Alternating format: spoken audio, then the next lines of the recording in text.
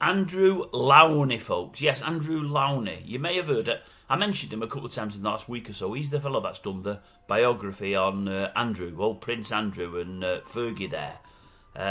He was on the TV the other day and they had a bit of an interview with him, a bit of a Q&A. Anyway, there's something in the press today that I read earlier and I thought I'd read it. It's fascinating, really.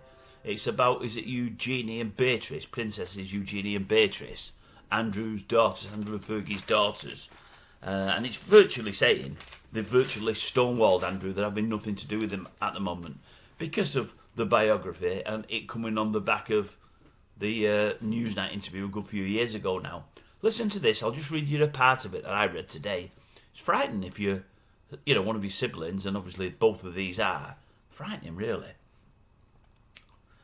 It says here, the exclusive extracts detailed in the Prince's close friendship with disgraced financier Jeffrey Epstein and his mysterious financial dealings with foreign billionaires, as well as making claims about his bullying of palace staff, vulgar sense of humour and brazen sex life, are many of the reasons that the daughters are steering clear.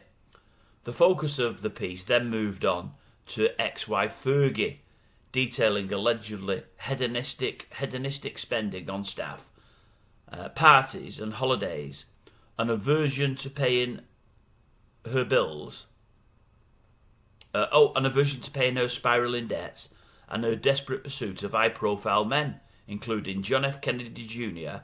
and golfer Tiger Woods. I know about it. She after the old Tiger, was she? She wanted to snare the Tiger. Well, anyway, I never knew that.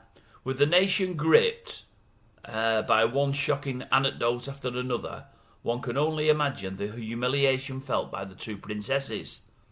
A source close to the family told the Mail this week that Beatrice and Eugenie are utterly mortified by Lowney's book, especially about its claims about their father.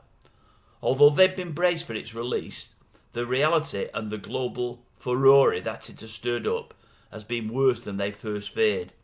They are keeping a distance from their dad, the source reveals. The extent to how much the relationship can recover will depend on what further revelations, if any, emerge. Oh, there'll be more. Don't worry about that, there'll be more. And you've got to feel sorry for them. Maybe they're a little entitled, they've been born into a certain way of life. And maybe like their mother Fergie, they've been well looked after.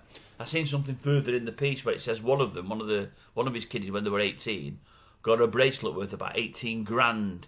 And it was from some ruler of some other country, whatever else, given through intermediaries to Andrew for his daughter, with the proviso that he owed them favours further down the line. And they said to the various intermediaries, these people said, oh, we've got him on the end of a string here, Andrew. We've got him where we want him. If we need him, he's there for us.